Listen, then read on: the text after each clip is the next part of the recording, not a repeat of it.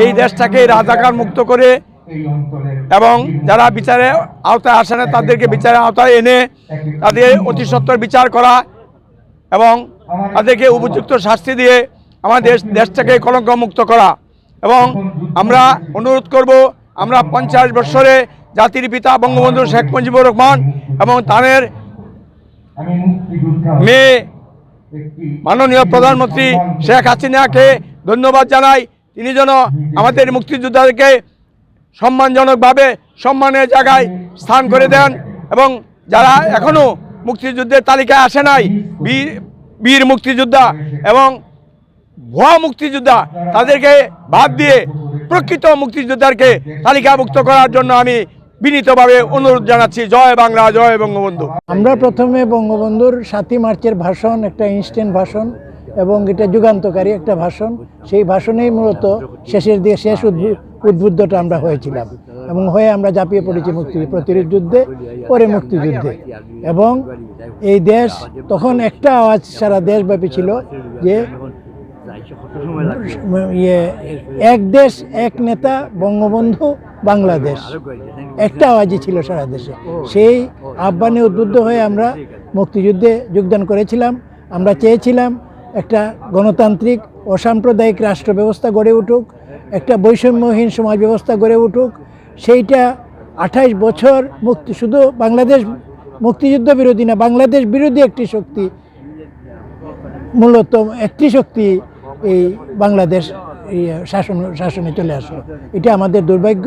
1975-এর যে নির্মম হত্যাকাণ্ড, সেই হত্যাকাণ্ডে বঙ্গবন্ধু, আব্দুল সামাদ আজাদ সহ সবাইকে হত্যা করা হলো।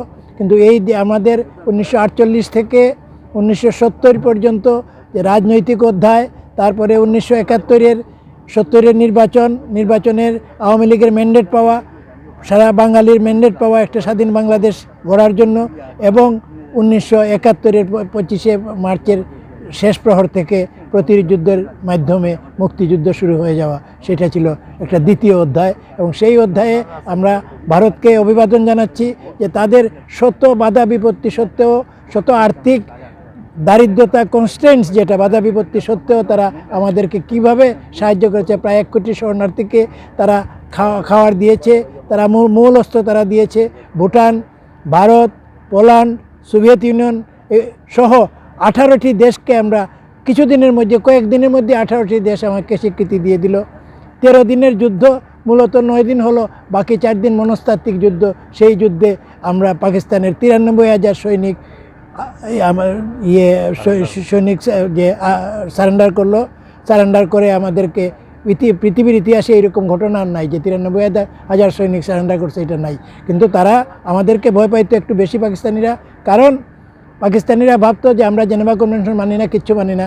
আমাদেরও এত বেশি নিপীড়িত নির্যাতিত হয়েছি, আমরা কোনো কনভেনশন, আন্তর্জাতিক কোনো আইন মানার ব্যাপার না, পাকিস্তানি পাইলেই আমরা বা রাজাকার পাইলেই আমরা মারার চেষ্টা করছি। তারাও যেভাবে চেষ্টা করছে আমাদেরকে ধ্বংস করে দেওয়ার, আমরাও চেষ্টা করেছি তাদেরকে ধ্বংস করে দেওয়ার, এবং আমরা কামিয়াব হয়েছি।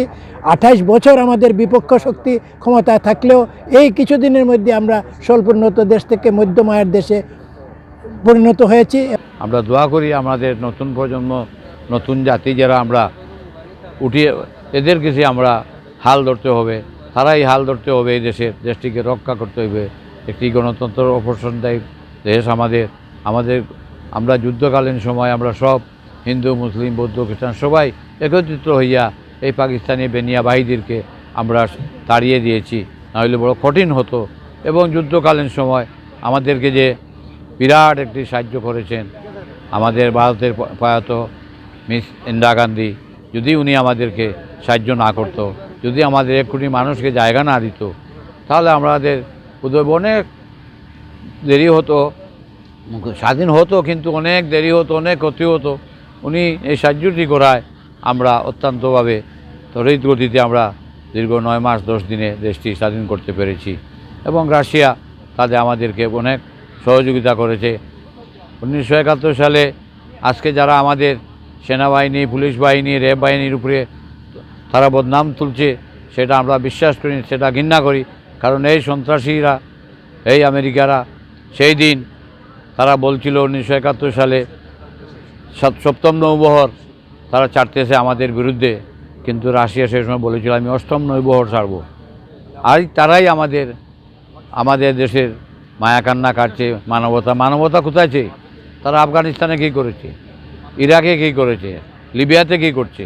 এরা সন্ত্রাসী, এদেরকে আমরা ঘৃণা করি। আমরা আল্লাহ ছাড়া কাউকে মানি না। আর এই সন্ত্রাসীদের কোনো কার্যকলাপ আমরা শুনবো না। আমাদের জননেত্রী দেশ যেভাবে চালিয়ে যাচ্ছে উনি চালিয়ে যাও।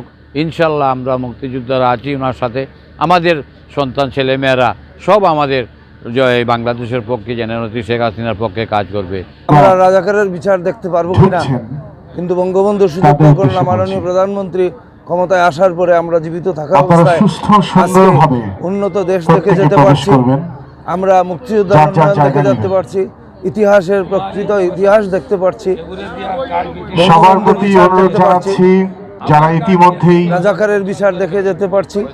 মাননীয় প্রধানমন্ত্রী শেখ হাসিনা বেঁচে আছেন বলেই আজকে আমরা এই উন্নত একটা দেশে এগিয়ে যেতে পারছি। আমি সংক্ষেপে আমার বক্তব্যগুলো বলছি।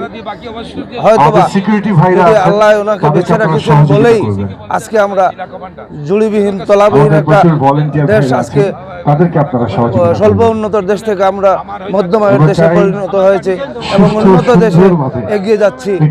আমি আশা করি যদি মাননীয় শেখ হাসিনা বেঁচে থাকেন তাহলে ইনশাল্লাহ আমরা উন্নত বাংলাদেশ দেখে যেতে পারবো, যদি আল্লাহ হায়াতে আমাদেরকে বাঁচিয়ে রাখে। আজকে মহান মুক্তিযুদ্ধের 50তম বর্ষপূর্তি উপলক্ষে ও বঙ্গবন্ধুর জন্মশতবার্ষিকীতে আজকে মুক্তিযুদ্ধ বিষয়ক মন্ত্রণালয় আঞ্চলিক বীর মুক্তিযোদ্ধাদের সমাবেশে আমি এই কথাটুকু বলতে চাই যে এখানে একটা প্রতিহিংসার রাজনীতি করে আসছিল দীর্ঘদিন থেকে পাকিস্তানিরা। পূর্ব পাকিস্তানের এই যে যুদ্ধটা, এটা অ্যাকচুয়ালি আসলে একটা প্রতিহিংসা রাজনীতি থেকে আমাদের এই মহান মুক্তিযুদ্ধ, সেই মুক্তিযুদ্ধ থেকে আমরা একটি সোনার বাংলাদেশ একটি মানচিত্র, বীর মুক্তিযোদ্ধারা 9 মাস 10 দিন যুদ্ধ করে এই দেশের মতো একটি দেশ মহান স্থপতি জাতির জনক বঙ্গবন্ধুর নেতৃত্বে এই দেশ আমরা পেয়েছি। এই পূর্বে যেগুলো ছিল এগুলো আজ 50 বছরের যে একটা তিক্ততা, সেই তিক্ততার প্রতিফলন মাঝে মধ্যে দিকটা ঘটে। এটা আমার আশা করি জননেত্রী শেখ হাসিনা যতদিন বেঁচে আছেন অথবা মুক্তিযুদ্ধের চেতনা নিয়ে আমরা যারা রাজনীতি করি, এটা রাজনীতির মাঠে এটাকে জনগণকে বুঝিয়ে দিতে হবে যে এটা একটি অসাম্প্রদায়িক রাষ্ট্র কায়েম হয়েছে, এই রাষ্ট্রতে কোনো ধরনের সাম্প্রদায়িকতা চলবে না। আজ ধন্যবাদ জানাই আজকে এই 50 বছর পূর্তি উপলক্ষে জননেত্রী শেখ হাসিনা যে একটি মহৎ উদ্যোগ নিয়েছেন। আমি জননেত্রী শেখ হাসিনা ও মাননীয় প্রধানমন্ত্রী আমাদের দেশরত্ন শেখ হাসিনাকে স্যালুট জানাই।